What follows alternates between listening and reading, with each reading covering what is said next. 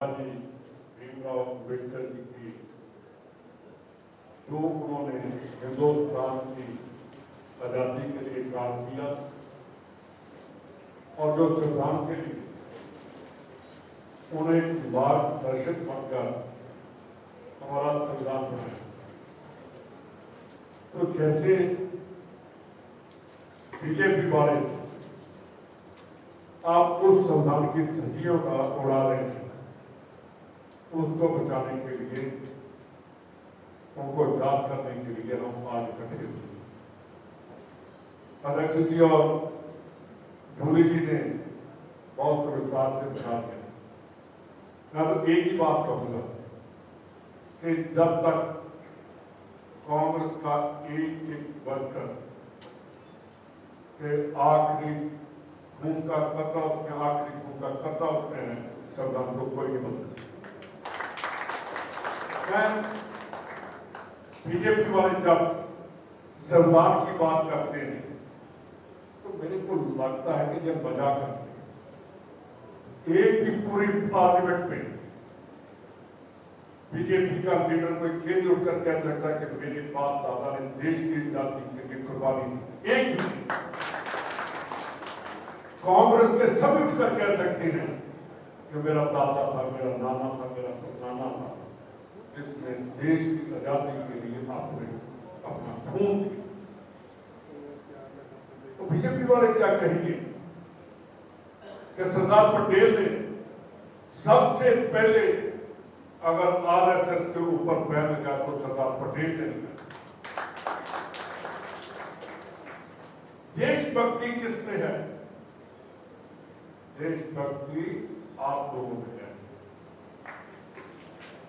यार हम भगवान राम के मंदिर में अगर ढोली जी जाएंगे, हम कहते हैं गंगा जल से धो देंगे, तो भीलनी के पेड़ राम जी ने खाए थे, उसको कैसे ठीक करोगे? उसके मोदी जी, आप हिस्ट्री को याद रखो। जब भगत नामदेव का महाराष्ट्र में वो मंदिर में गए तो उनको कहा क्या कि आपके पांव मंदिर की तरफ हैं, तो उन्होंने कहा जिस तरफ भगवान ने है मेरे पांव को उस तरफ। गुरु नानक जी गए मक्का में, उन्होंने कहा कि आपके पांव मक्का की तरफ है, अल्लाह की तरफ है। उन्होंने कहा जहां अल्लाह नहीं है मेरे को वहां भी। बीजेपी वाले धर्म की राजनीति तो कर सकते हैं पर धर्म को बांट नहीं सकते। बड़ा दुख होता है कि देश आजाद हुआ, उसमें मुसलमान भी कोई काम नहीं किया, तो उसमें ऐसे भी कोई काम नहीं किया, जनरल कास्ट वाले भी काम नहीं थे। उस टाइम तो उनका काम था कि हमने देश को आजाद करना।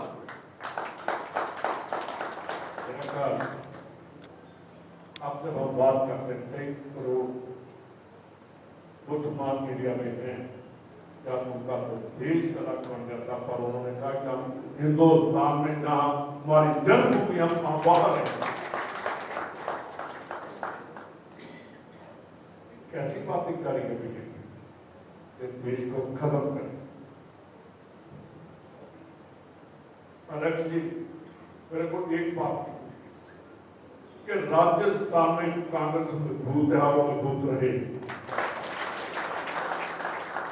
आप मेरे को बैठे कह रहे थे कि इतने कभी कांग्रेस इकट्ठे नहीं होते, जब दूसरी बैठक आएगी इससे 3 गुना और बढ़ता है।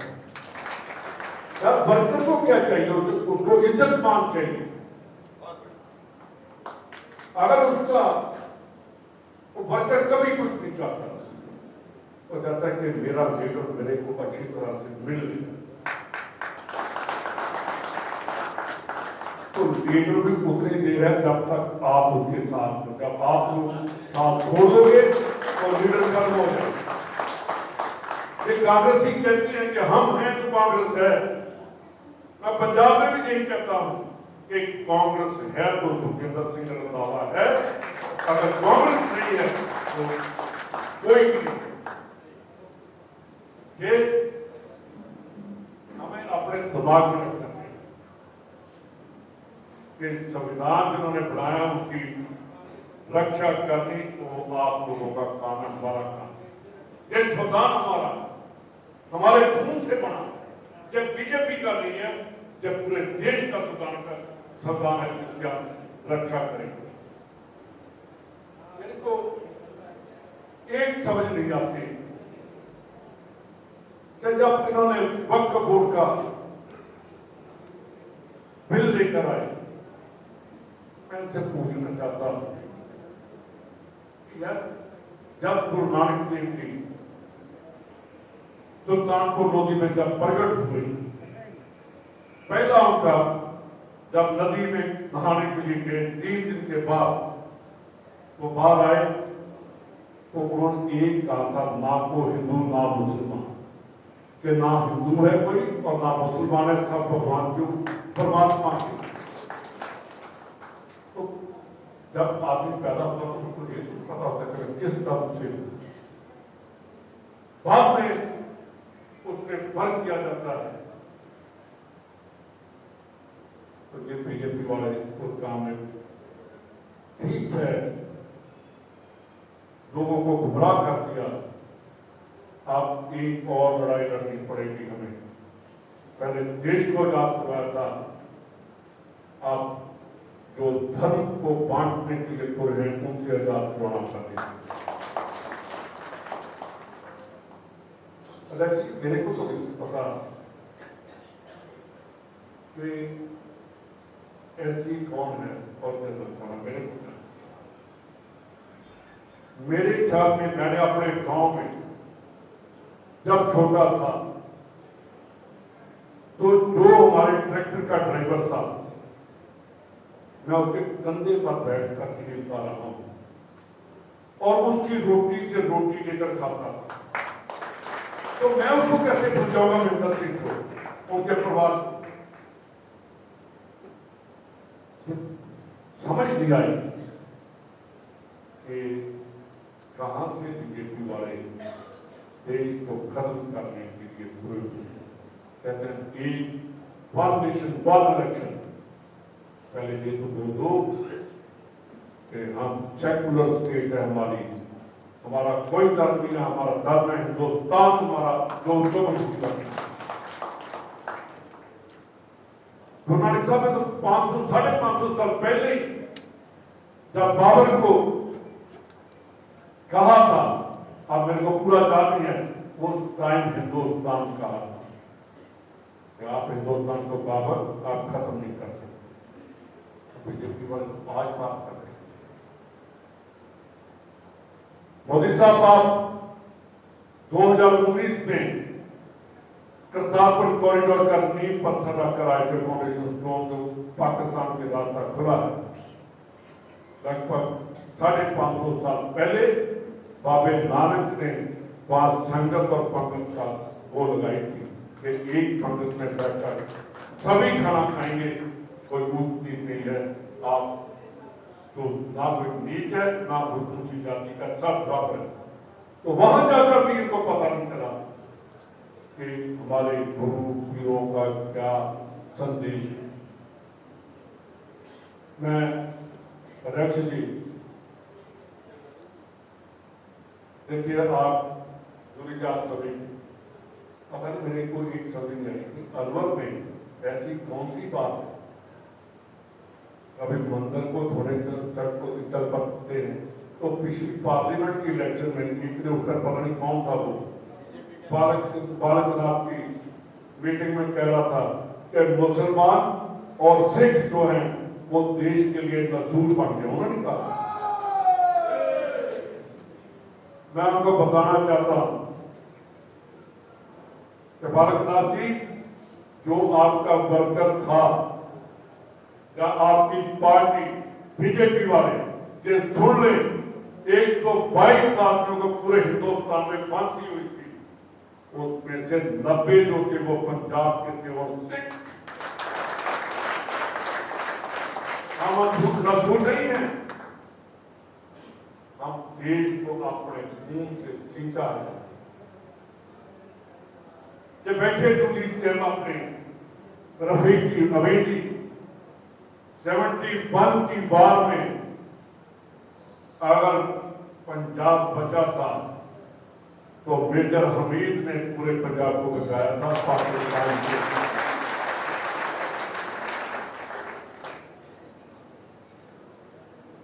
कैसी बात कर, अब हमें एक और क्रांति लानी पड़ेगी। पार्लियामेंट को क्यों चेंज किया?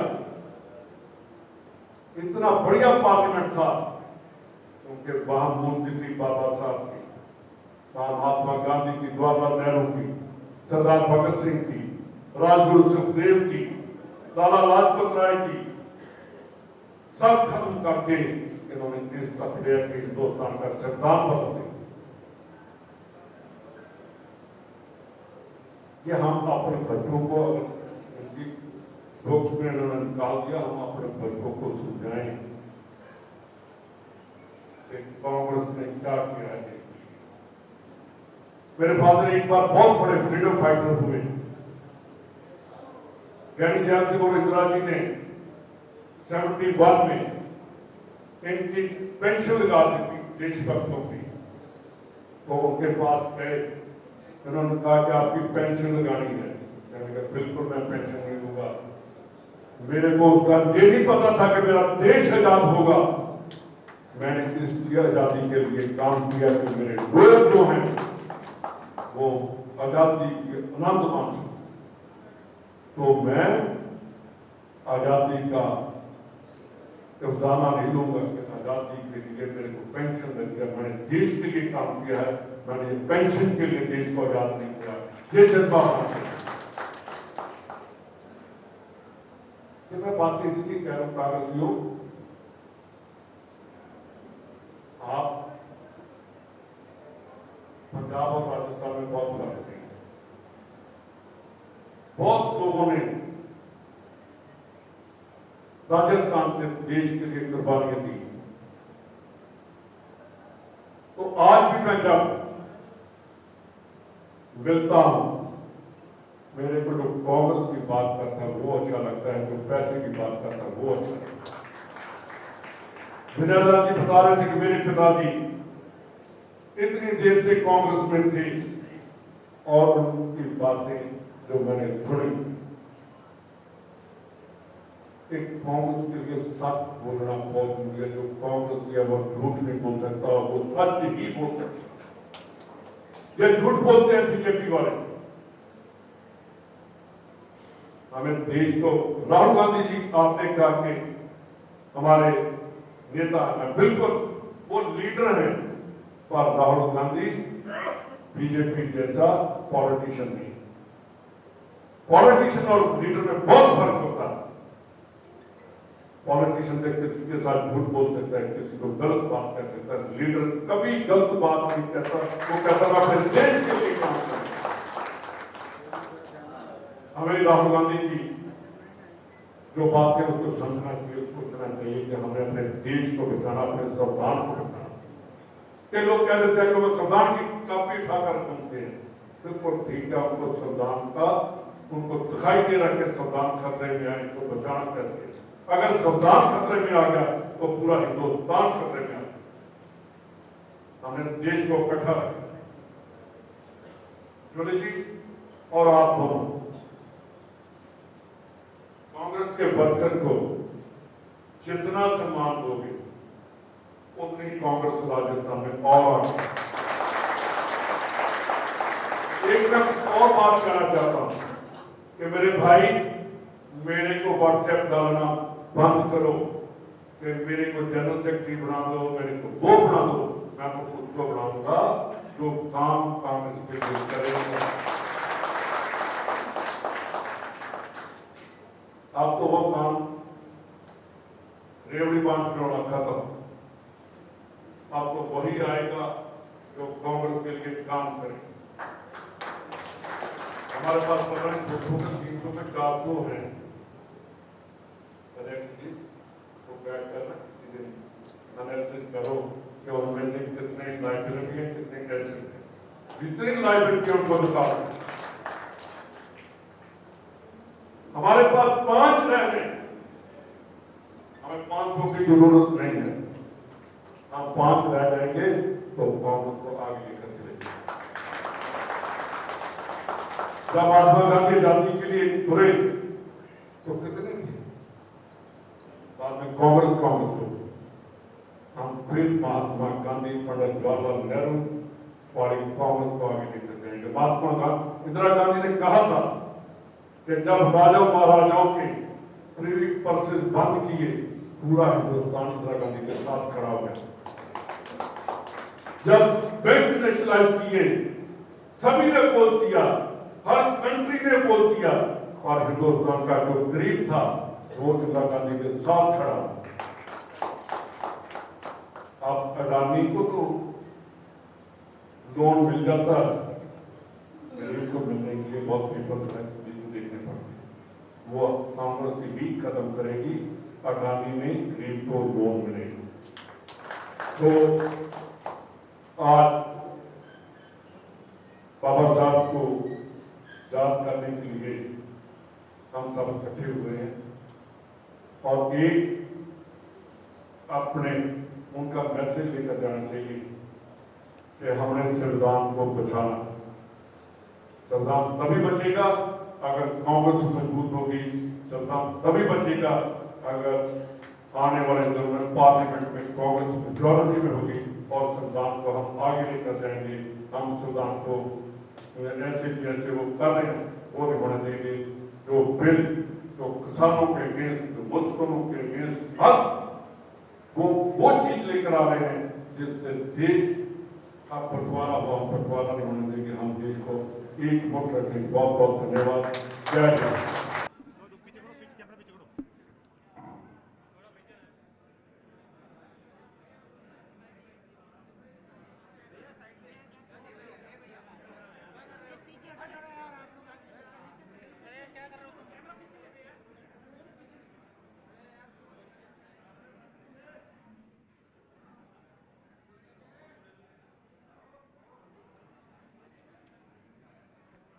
हेलो हेलो हेलो हेलो हाँ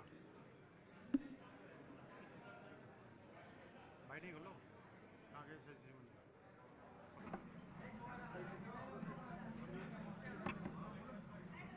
आज हम प्रदेश कांग्रेस कमेटी में बाबा साहब भीमराव अंबेडकर जी के लिए इकट्ठे हुए हैं और हमारे पूरे पंजाब के जो नेतागण हैं वो आए हैं और उनको पुष्पांजलि दी है। और जो संविधान की बात की गई कि संविधान खतरे में है, ये कांग्रेस ने संविधान बनाया है। उस टाइम जब कॉन्स्टिट्यूशन की कमेटी बनी, संविधान परिषद बनी, तो उनके पहले मेंबर बने बाबा साहब, उसके बाद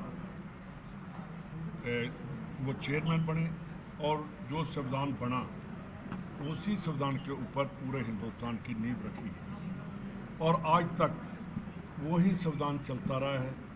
और एक बार भी ऐसी कोई बात नहीं हुई कि कोई धर्म जाति के लोगों की बात की जाए। ये पहली दफ़ा हुआ है कि मुस्लिम के लिए इतनी ईर्खा रखनी और किसी धर्म को कहना कि ऐसा होना चाहिए, नहीं होना चाहिए। हमारे नेता हैं एलओपी, जब ये मंदिर में गए तो मंदिर में गंगा जल का छिड़काव करना जो बहुत मंदभागा है। देखिए, ये देश सेकुलर है, इसका नींव जो रखी थी वो धर्मनिरपेक्ष हमारा देश होगा। कोई जाति कोई धर्म इसमें नहीं आएंगे आगे। हम एकजुट होकर देश की आज़ादी के लिए काम करेंगे, देश को आगे लेकर जाने के लिए काम करेंगे, देश की सिक्योरिटी, इंटरनल और एक्सटर्नल सिक्योरिटी के लिए हम इकट्ठे काम करेंगे। आज मैं कहता हूँ कि जिन्होंने हमें आज़ादी दिलवाई, जो देशभक्त थे, अगर वो जिंदा होते तो वो बहुत सोचते कि हमारे साथ क्या हुआ। हम आरएसएस के कहने पर देश को नहीं चलने देंगे। गुजरात से महात्मा गांधी और सरदार पटेल, उनको लौह पुरुष भी कहा गया था, कि सरदार पटेल ने सबसे पहले अगर बैन लगाया कोई किसी पॉलिटिकल संस्था पर तो वो आरएसएस थी। देश की जो पार्लियामेंट है, हिस्टोरिकल बिल्डिंग है, देश का मान है कि हमने अंग्रेजों को वहां से निकाल कर अपनी पार्लियामेंट बनाई, अपने मेंबर पार्लियामेंट वहाँ बैठकर जिन्होंने देश का संविधान लिखा उसको चेंज करके दूसरी साइड पर लेकर गए। वो इसलिए लेकर गए कि वहाँ बाबा भीमराव जी की, महात्मा गांधी, लाला लाजपत राय, भगत सिंह, राजगुरु सुखदेव, नेताजी सुभाष चंद्र बोस, उनकी सभी के स्टैचू वहाँ लगे थे कि देश को ये नहीं पता चलना चाहिए कि देश को आज़ाद किसने करवाया। बीजेपी वालों को मैं कहना चाहता हूँ कि ऐसे देश को बांटने की बात मत करो। देश एकजुट है, हमने हमेशा ही देश को एक साथ लेकर चले हैं और ऐसा ही करते रहेंगे। और कांग्रेस ऐसे ही हमेशा करती रहेगी। देश को आज़ाद करवाने के लिए, देश का संविधान बनाने के लिए कांग्रेस ने सबसे ज़्यादा काम किया। उदयपुर में पोस्टर लगे हैं कांग्रेस नेताओं के वक्त के मामले को लेकर के, उनको गलत ऐसे इस्तेमाल किए गए। मैं एक बात, कोई नहीं ले रहा। मेरी बात सुनिए।